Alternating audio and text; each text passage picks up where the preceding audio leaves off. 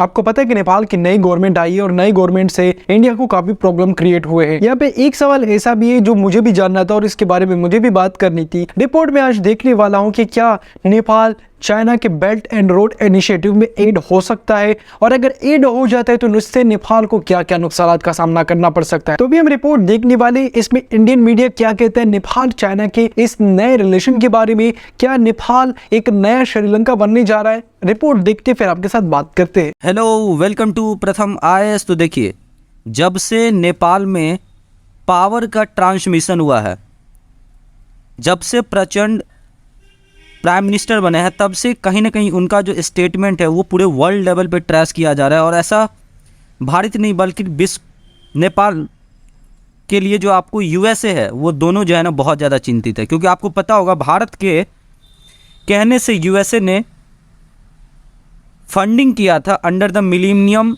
Action plan, और इसलिए अब पूरे वर्ल्ड में जो फॉरेन पॉलिसी के एक्सपर्ट्स हैं वो बता रहे हैं और ये देख रहे हैं एक तरीके से कि क्या भारत और भारत के जो अलाइज है उनके लिए नेपाल एक क्रिटिकल क्रॉस रोड्स पे तो नहीं खड़ा है। तो इस स्टेटमेंट में हम लोग जानने की कोशिश करेंगे कि वो कौन सी स्टेप्स है चाइना की जो हाल ही में नेपाल में लिया गया, जिससे फॉरेन एक्सपर्ट्स जो है, जो फॉरेन रिलेशन के एक्सपर्ट्स है, इस तरह की बातें करते हैं। तो चलिए, आप सभी का प्रथम IAS पे स्वागत है, और अगर अभी तक आपने हमारे चैनल को सब्सक्राइब नहीं किया देन डू सब्सक्राइब। देखिए, हुआ क्या कि जब नया प्रधानमंत्री प्रचंड जब पावर संभाले आपको नेपाल में, तो उस टाइम पे ये निकी एशिया की जो आप देख रहे हैं रिपोर्ट, इन्होंने उसी टाइम पे जो है ना कंसर्न और बोला था कि आपको ट्रैक करना पड़ेगा, सिंस प्रचंड जो है आपको एक कम्युनिस्ट विचारधारा का, माओइस्ट है, और ये एक गुरिल्ला वॉरफेयर का लीडर है।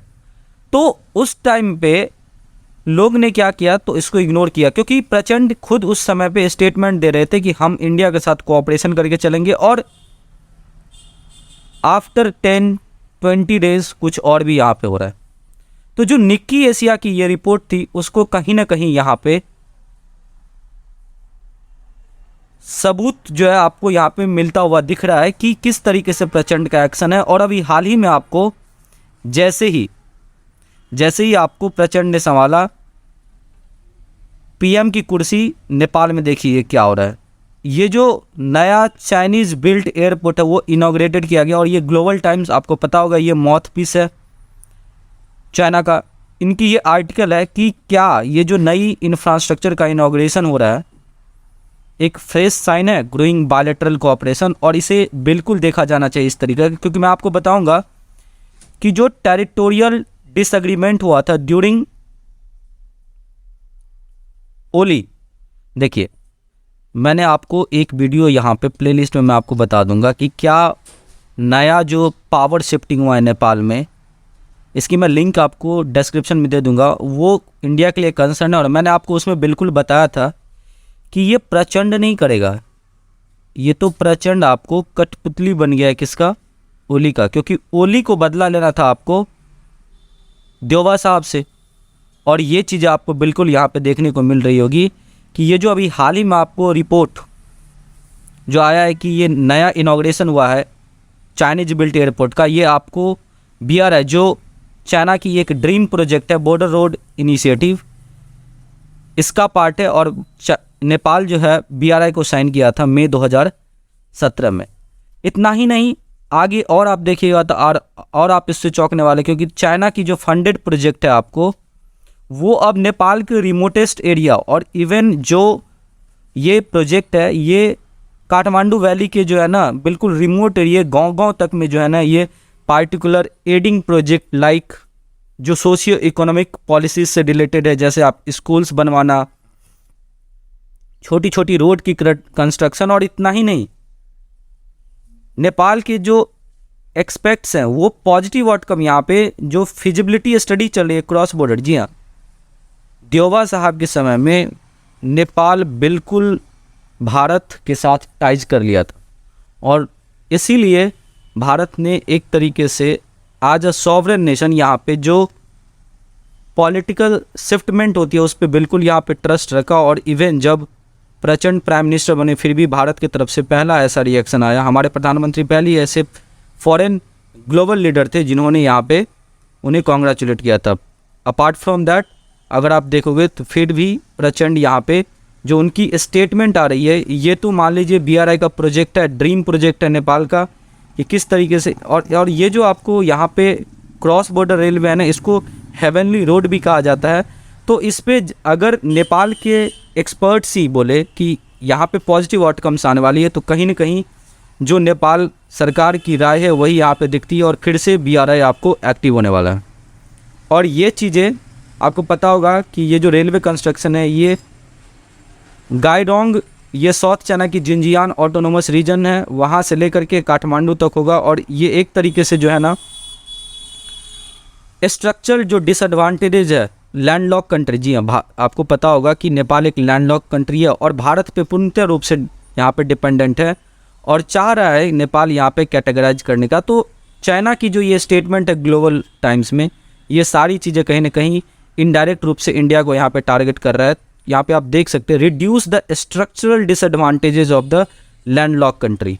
इससे आपको जो एक चीप रेट की आप बोल सकते हैं इन्वेस्टमेंट, और जो इन्वेस्टमेंट के बाद जो मैन्युफैक्चरिंग वहाँ पे इंडस्ट्री लगाया जाएगा, उसमें चाइनीज जो फ्लडिंग होगी वो बहुत ज़्यादा यहाँ पे बढ़ जाएगी। तो अल्टीमेटली कहीं जो फॉरेन एक्सपर्ट्स है वो चिंता जता रहे कि क्या अगला जो आपका डेट ट्रैप का विक्टिम नेपाल बनने वाला है, और ये देखने वाली बात होगी और इंडिया को प्रॉम्प्टली इस पर एक्शन लेना चाहिए।